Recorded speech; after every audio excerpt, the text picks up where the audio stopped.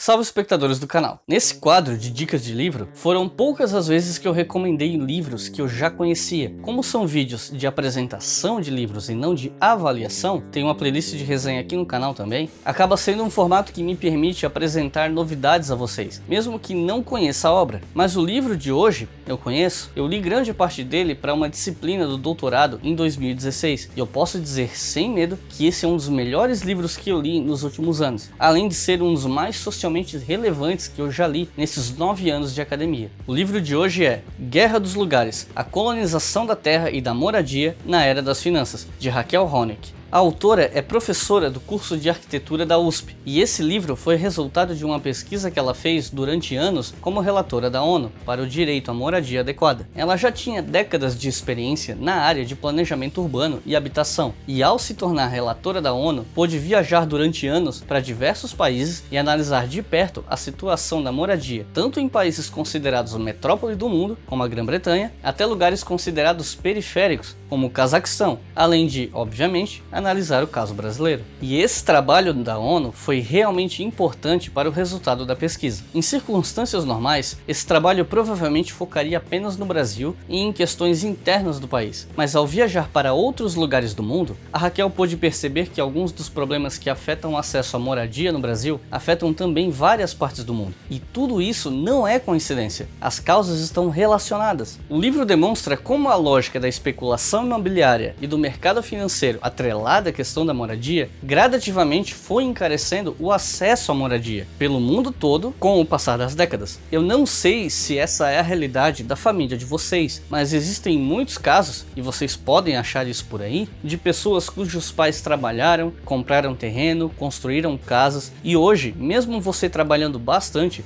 você não consegue fazer o mesmo. Quando acaba comprando uma casa ou apartamento, acaba sendo em locais menos valorizados, distantes. É muito mais difícil hoje ter moradia própria, se você não herdar a moradia de seus pais. E muito disso se deve a esse processo de transformação da moradia em moeda de especulação em meio de bancos lucrarem com juros de empréstimo para compra de imóveis. E não foi só isso que a Raquel pôde ver. Dentro e fora do Brasil, a autora pôde analisar os processos massivos de remoção de populações de suas casas e bairros para a implementação de grandes projetos e a contextos de reconstrução após desastres naturais. No último caso, Raquel pôde avaliar o caso do Haiti, das Ilhas Maldivas e da Indonésia. E no primeiro caso, o principal exemplo foram as remoções forçadas para as obras da Copa do Mundo de 2014, aqui mesmo no Brasil, como aconteceu, por exemplo, em Porto Alegre, para a construção de um estádio. Eu estou citando esse caso porque é um caso geograficamente próximo, mas eu sei que há muitos casos pelo Brasil que não só estão ligados à Copa, mas a outros tipos de empreendimento e interesses pessoais, individuais, privados, etc.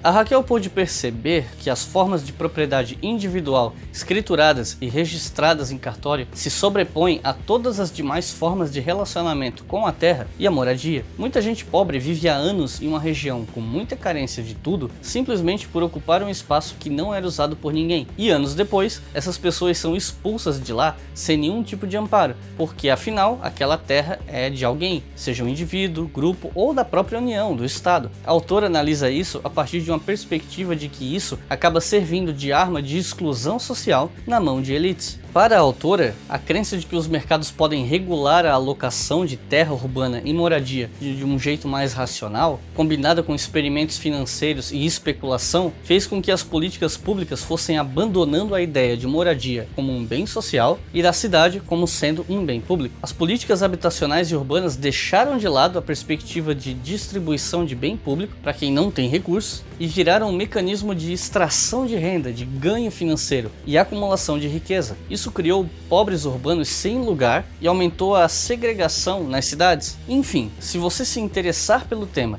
especialmente se você também tem uma visão negativa da financiarização da moradia, do rentismo e afins, esse livro é uma leitura obrigatória. Se você ainda não leu, você tem que ler. Isso não é uma dica, é quase uma ordem. Mas lembrando, a autora tem uma perspectiva bem específica, que eu citei anteriormente, e se você é contra ela, eu acho interessante ler para ver um contraponto. É bom bom avisar para que você saiba exatamente em que terreno está pisando, caso essa perspectiva te agrade ou te incomode. Eu vou deixar aqui embaixo na descrição o link para a compra do livro, como sempre. E se você já leu o livro, comenta aqui embaixo e diz o que você achou. Não se esqueçam de se inscrever no canal, dar uma olhada na nossa página do Apoia-se e na nossa loja, a Obriga Store. Os links para tudo isso estão na descrição do vídeo. Muito obrigado e até a próxima!